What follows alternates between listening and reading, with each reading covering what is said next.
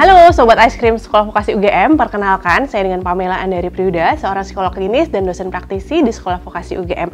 Pada kesempatan kali ini kita akan membahas berbagai tema menarik terkait kesehatan mental. Apa itu? Yuk kita bahas satu persatu ya. Oke, yang pertama kita akan membahas mengenai depresi. Depresi adalah gangguan suasana hati yang menyebabkan seseorang memiliki perasaan sedih yang mendalam hingga kehilangan minat untuk melakukan aktivitas sehari-hari. Pada dasarnya, seseorang dapat dikatakan mengalami depresi ketika perasaan sedih, hampa, dan putus asa ini berlangsung lebih dari 2 minggu. Hingga saat ini belum diketahui secara pasti apa sih penyebab seorang mengalami depresi. Namun, ahli mengatakan ada beberapa hal yang dapat menyebabkan depresi. Nah, yang pertama adalah ketika terdapat riwayat keluarga dengan mengalami gangguan kesehatan mental. Misalnya gangguan makan, gangguan kecemasan, atau riwayat keluarga yang juga mengalami depresi. Nah, yang kedua adalah ketika adanya gangguan senyawa kimiawi pada otak. Sedangkan yang ketiga adalah ketika terdapat gangguan keseimbangan hormon. Nah, biasanya kondisi ini terjadi pada orang-orang yang mengalami penyakit tiroid, wanita menopause, ibu hamil, atau wanita-wanita ketika sebelum ataupun sudah mengalami masa menstruasi.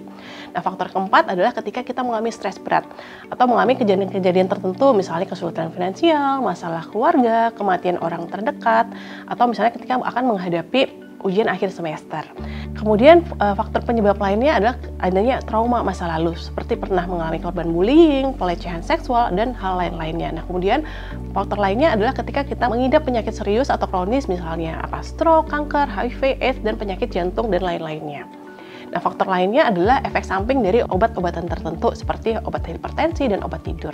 Nah, yang kedelapan adalah ketika kita memiliki kepribadian tertentu, misalnya ketika kita menjadi seorang yang pesimis, rendah diri, atau terlalu sering bergantung pada orang lain.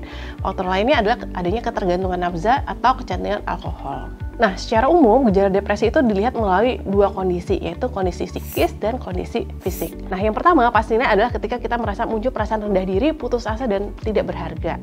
Yang kedua adalah ketika muncul perasaan khawatir dan cemas yang berlebihan terhadap banyak hal. Yang ketiga adalah ketika kita menjadi sangat sensitif, seperti jadinya mudah marah, tersinggung, sedih, ataupun menangis. Yang keempat adalah ketika kita susah memusatkan fokus dan sulit untuk berkonsentrasi. Nah, kelima adalah sulit untuk berpikir dan mengambil keputusan. Biasanya kita mudah melakukan itu, tapi kok akhir-akhir ini menjadi susah ya, gitu. Nah, mungkin itu adalah tanda-tanda ketika muncul gejala depresi. Kemudian gejala lainnya adalah kita mulai menutup diri dari lingkungan sosial yang tadinya kita suka bermain, bertemu dengan orang banyak, tapi kok akhir-akhir ini jadinya rasanya tidak bersemangat, gitu. Nah, kemudian hilangnya ketertarikan, minat, atau motivasi untuk melakukan apapun.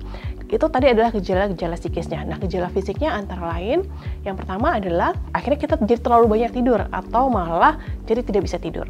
Kemudian adanya peningkatan atau penurunan nafsu makan yang drastis. Jadi pengen makan terus-menerus atau bahkan jadi kehilangan nafsu makan.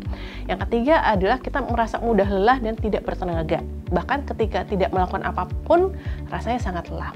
Yang keempat adalah muncul rasa nyeri pada bagian tubuh tertentu, tapi ketika dicek tidak ada penyebabnya, atau ini biasanya disebut dengan gejala psikosomatis.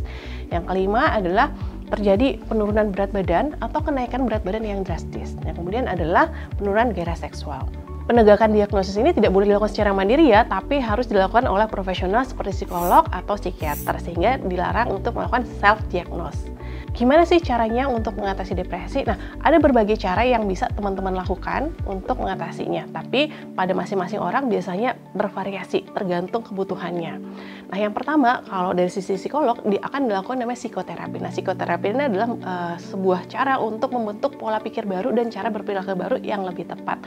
Nah, yang kedua adalah dengan mengkonsumsi obat-obatan antidepresan. Nah, obat-obatan ini harus diresepkan oleh dokter. Yang ketiga adalah terapi stimulasi otak, misalnya ada ECT, TMS, dan VS. Nah, yang keempat, yang paling penting adalah perawatan secara mandiri. Pada ranah ini teman-teman bisa melakukan secara mandiri, yaitu dengan mengoptimalkan penanganan depresi seperti dengan menerapkan pola hidup sehat, pergi berlibur, olahraga, dan sebagainya macamnya. Nah, kita akan bahas lebih lanjut mengenai bagaimana nih caranya kita mencegah depresi agar kita tidak terkena depresi. Beberapa cara yang dapat Sobat Es Krim lakukan adalah yang pertama adalah dengan mengelola dan mengatasi stres sebaik mungkin. Misalnya dengan melakukan yoga atau meditasi secara rutin. Cara yang kedua adalah mengatur waktu istirahat dan tidur yang cukup. Ini ada hal yang simpel tapi sangat berpengaruh terhadap kesehatan mental kita. Yang ketiga adalah dengan menghindari konsumsi minuman beralkohol ataupun rokok.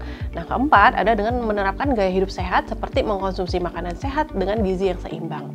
Nah, kemudian dengan membatasi penggunaan media sosial yang tidak bermanfaat. Cara lainnya adalah dengan jangan mengisolasi diri atau teman-teman harus bersosialisasi atau berteman. Yang kelima adalah dengan mengatasi masalah kesehatan yang diderita secara rutin. Ketika depresi tidak bisa teratasi, nah mungkin ini waktunya untuk teman-teman sobat es krim untuk berkonsultasi dengan psikolog atau psikiater terdekat. Karena ketika itu tidak diatasi, maka akan berdampak pada berbagai hal termasuk akademisnya teman-teman gitu. Seperti yang sudah jelas tadi, jangan ragu untuk segera berkonsultasi dengan psikolog atau psikiater terdekat. Salah satunya, teman-teman dapat mengakses layanan konseling di Sekolah Vokasi UGM ataupun ke Polis Psikologi di Gajah Mada Medical Center atau GMC.